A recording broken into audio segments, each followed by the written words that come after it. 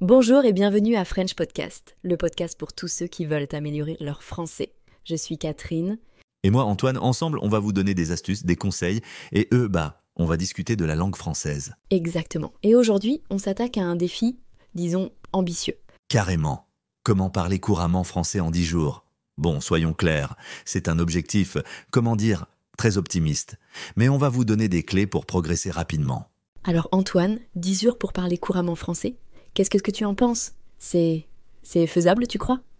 Soyons réalistes, Catherine, la fluidité, ça prend plus de temps, mais on peut clairement faire des progrès significatifs en 10 jours avec les bonnes méthodes. C'est ça qui compte, non ?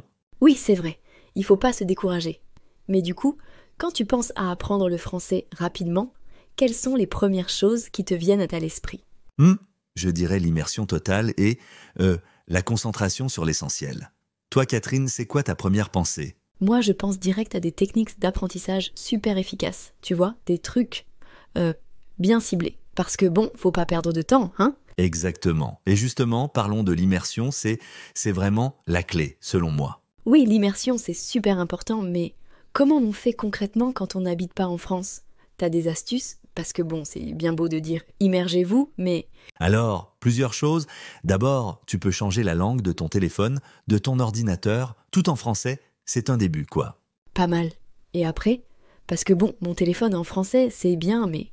Après, tu écoutes de la musique française, beaucoup. Des podcasts en français, comme le nôtre, évidemment, et tu regardes des films, des séries en français. Au début, avec les sous-titres, faut pas se décourager. Ah oui, les films et les séries, c'est une super idée. Ça aide vachement à comprendre le français de tous les jours, quoi. Et les expressions ? C'est ça.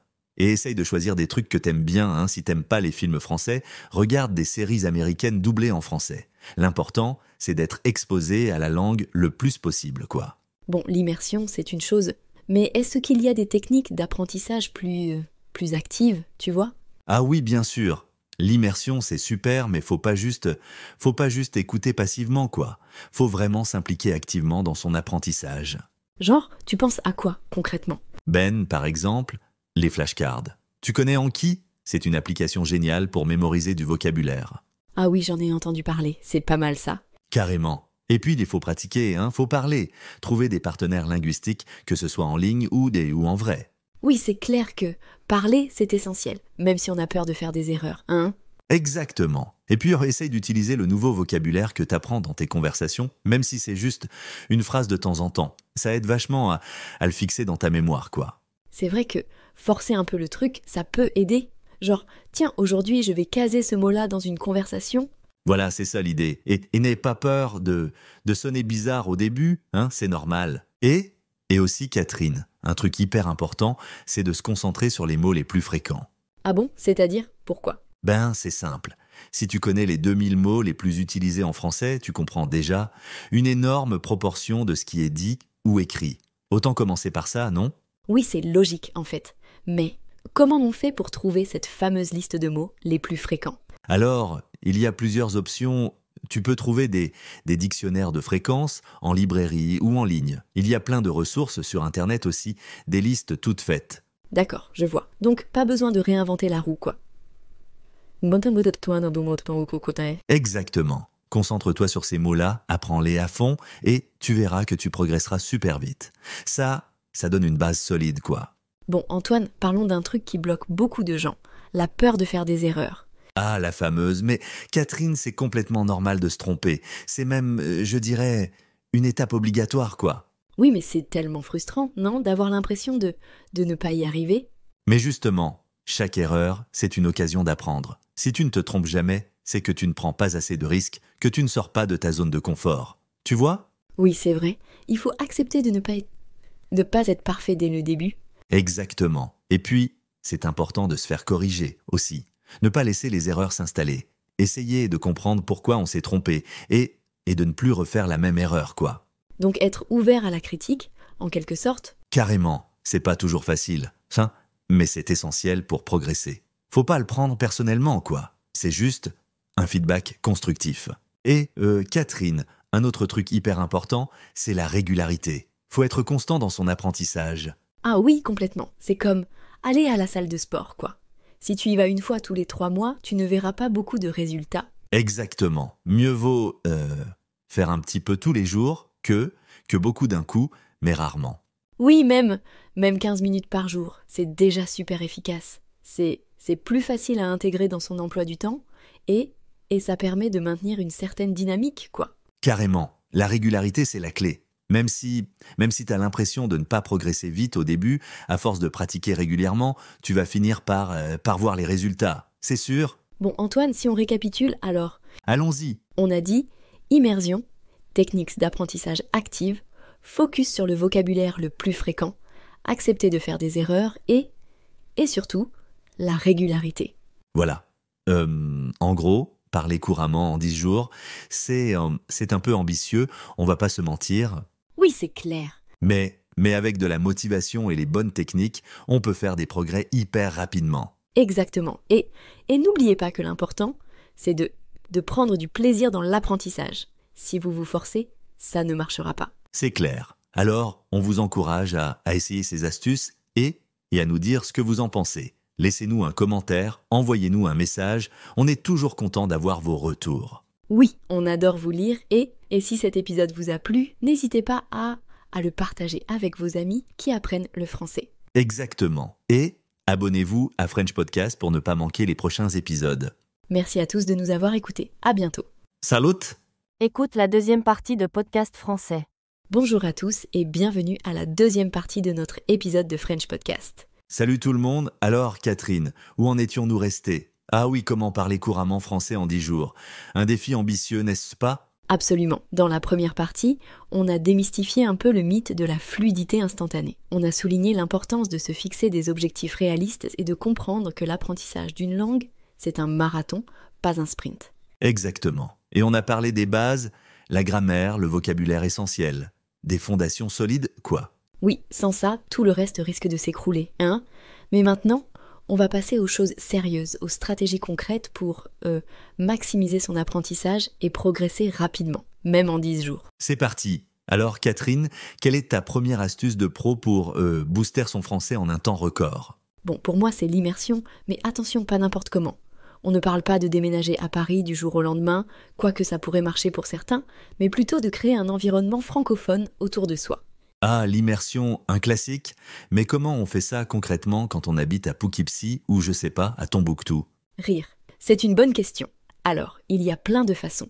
Déjà, on peut commencer par changer la langue de son téléphone, de son ordinateur, de ses réseaux sociaux, tout en français. Ça, c'est radical, mais efficace. On est obligé de se familiariser avec le vocabulaire de base, paramètres, notifications, partager, des mots qu'on utilise tous les jours. Exactement. Et ensuite, on peut écouter de la musique française, regarder des films et des séries en français, avec les sous-titres au début, bien sûr. Oui, les sous-titres, c'est important au début, mais il faut essayer de s'en passer le plus vite possible. Sinon, on risque de se concentrer uniquement sur la lecture et de ne pas travailler son écoute. Tout à fait. Et on peut aussi trouver des correspondants francophones, des partenaires linguistiques, pour pratiquer la conversation. Ah, le tandem linguistique, c'est une excellente idée. On peut trouver des gens sur des sites spécialisés ou sur des forums, et on s'entraide mutuellement. Oui, c'est un échange gagnant-gagnant. Et puis, il y a les applications, Duolingo, Babel, Mosalingua. Il y en a plein qui sont très bien faites et qui permettent d'apprendre de manière ludique. C'est vrai. Les applications, c'est super pratique pour réviser son vocabulaire dans le métro ou en faisant la queue au supermarché. Voilà. Et n'oublions pas les podcasts. Écouter French Podcast, c'est un excellent moyen d'améliorer sa compréhension orale et d'apprendre de nouvelles expressions. Rire, tu as raison. Mais il y a plein d'autres podcasts en français qui sont très intéressants. Sur l'histoire, la culture, la science, il y en a pour tous les goûts. Absolument. L'important, c'est de varier les supports et de trouver ce qui nous plaît le plus. Si on s'ennuie, on risque d'abandonner rapidement. C'est clair.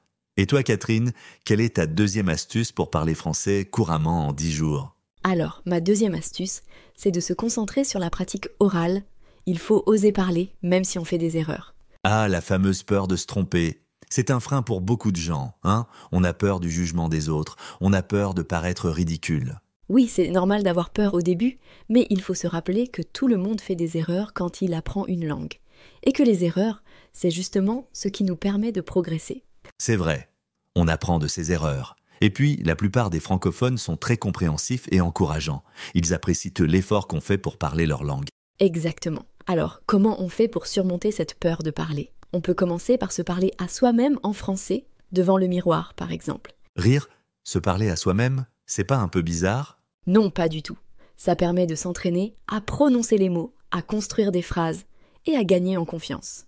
Pas faux. Et on peut aussi chanter en français. Sous la douche, en voiture. Oui, c'est une excellente idée. Chanter, ça permet d'améliorer sa prononciation et de mémoriser des expressions idiomatiques. Et puis, c'est amusant. On apprend en s'amusant. C'est le meilleur moyen de progresser. Tout à fait. Et on peut aussi participer à des groupes de conversation en français, en ligne ou en présentiel. Oui, c'est une super opportunité de rencontrer d'autres apprenants et de pratiquer la langue dans un environnement stimulant. Et on peut aussi prendre des cours de conversation avec un professeur particulier. Ça permet d'avoir un feedback personnalisé et de travailler sur ses points faibles. C'est vrai.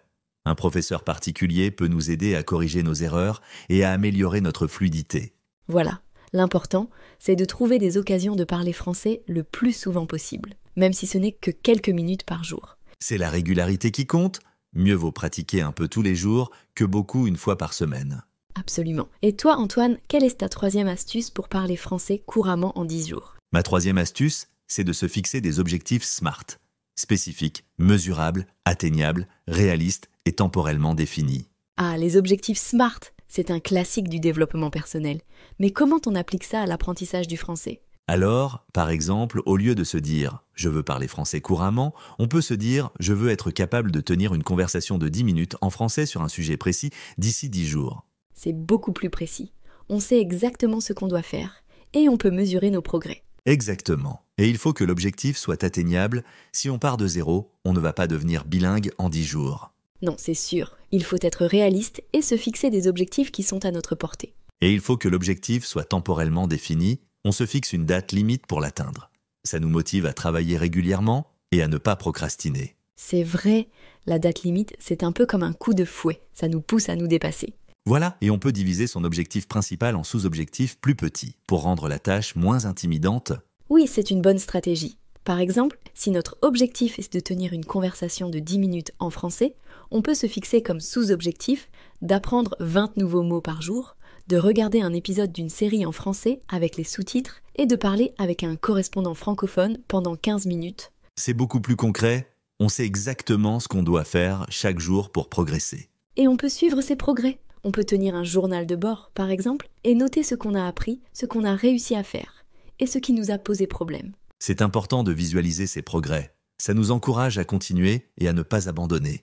Tout à fait. Et on peut se récompenser quand on atteint un objectif, on peut se faire plaisir, s'offrir un petit cadeau. Oui, c'est important de se féliciter pour ses efforts et de célébrer ses succès. Absolument. Et toi, Antoine, as-tu d'autres conseils à nous donner pour parler français couramment en 10 jours? Oui, bien sûr. Un conseil que je donnerais, c'est de ne pas avoir peur de faire des fautes. C'est en faisant des fautes qu'on apprend. Et puis, les Français sont généralement très compréhensifs et apprécient l'effort qu'on fait pour parler leur langue. C'est tellement vrai. La peur de faire des erreurs est un frein majeur pour beaucoup d'apprenants. Il faut se lancer et ne pas se soucier du regard des autres. Exactement. Et un autre conseil serait de s'immerger complètement dans la langue française. Écouter de la musique française, regarder des films et des séries en français, lisez des livres et des articles en français. Plus vous vous exposez à la langue, plus vous vous familiariserez avec elle. Oui, l'immersion est essentielle. Et il ne faut pas hésiter à utiliser les outils à notre disposition, comme les applications d'apprentissage des langues, les dictionnaires en ligne, les traducteurs automatiques. Tout à fait. Et n'oubliez pas de vous amuser. Apprendre une langue doit être un plaisir, pas une corvée. Trouvez des activités qui vous plaisent et qui vous permettent de pratiquer le français de manière ludique. Écoute la troisième partie de Podcast Français. Bienvenue à toutes et à tous pour cette nouvelle exploration. Aujourd'hui, on se penche sur un document assez intriguant intitulé « Apprendre le français rapidement ». Bonjour. Oui, apprendre le français rapidement. Rien que le titre, ça donne le ton. Exactement. Et dans ce document, on trouve des expressions comme « podcast français » ou bien « écouter du français ». Et puis, il y a cette question, très ambitieuse. Ah oui. Laquelle? Comment parler couramment le français en 10 jours? Voilà. Ah oui, quand même. 10 jours, c'est... Audacieux, pour ne pas dire plus. Carrément. Alors, allons-y, regardons ça de plus près. L'idée centrale, si je comprends bien, c'est qu'on pourrait maîtriser le français, devenir courant Hmm, en seulement 10 jours. Et la clé serait principalement l'écoute. Des podcasts, par exemple. Oui, l'écoute comme moteur principal pour une acquisition ultra rapide. C'est ça qui est fascinant et un peu questionnant, non? tout à fait. Notre mission, si on peut dire, c'est d'analyser un peu cette affirmation. 10 jours pour parler couramment, qu'est-ce que ça implique vraiment? Ce qui frappe d'emblée, c'est cette promesse de vitesse extrême. Parler couramment une langue, normalement, ça prend du temps. Alors, 10 jours, ça défie un peu l'expérience commune, quoi. C'est sûr, ça attire l'œil. Et la méthode mise en avant, c'est l'écoute. Écouter du français, podcast français, c'est une approche qu'on connaît, hein, l'immersion par l'écoute. Oui, oui, tout à fait. L'immersion auditive, c'est une composante reconnue, même essentielle de l'apprentissage. Ça aide énormément pour la compréhension, pour l'oreille, Pour se familiariser avec les sons, le rythme. exactement. La musicalité de la langue.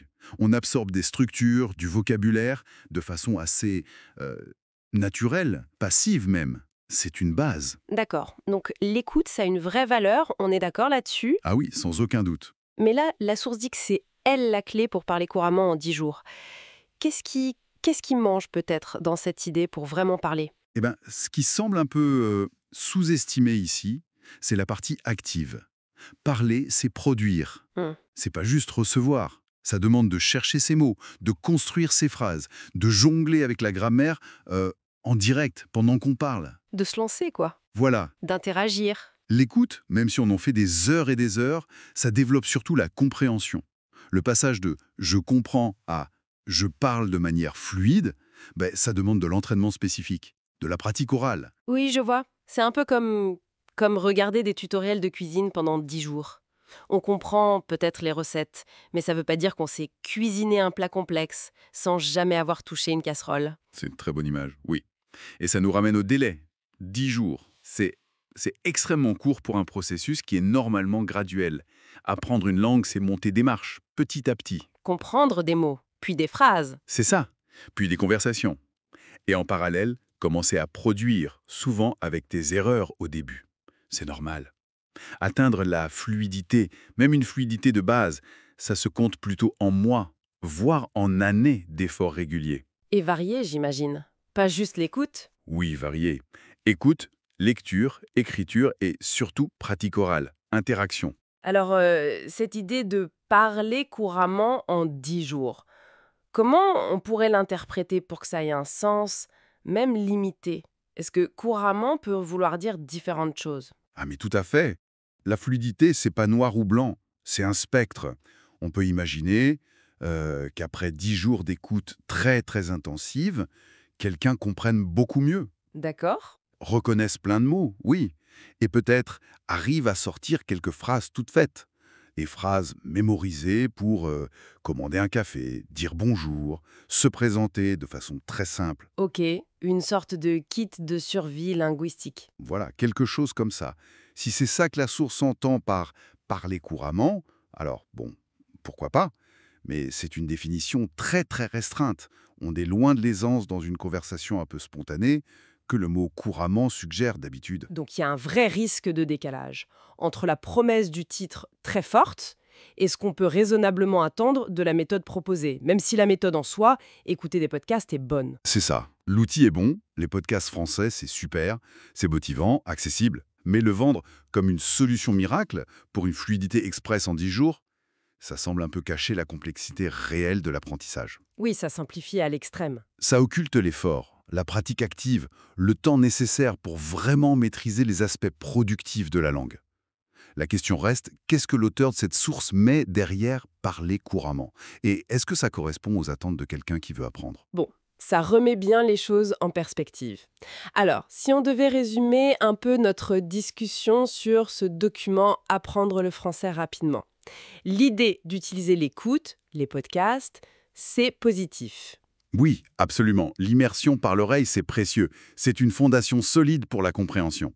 Mais Mais la promesse des 10 jours pour la fluidité. voilà, cette promesse-là, il faut vraiment la prendre avec beaucoup de pincettes. Elle pose question sur ce qu'on appelle fluidité et sur le réalisme d'un tel objectif. Apprendre une langue, ça demande du temps, différentes approches et surtout de la pratique active. On ne le répétera jamais assez. C'est très clair.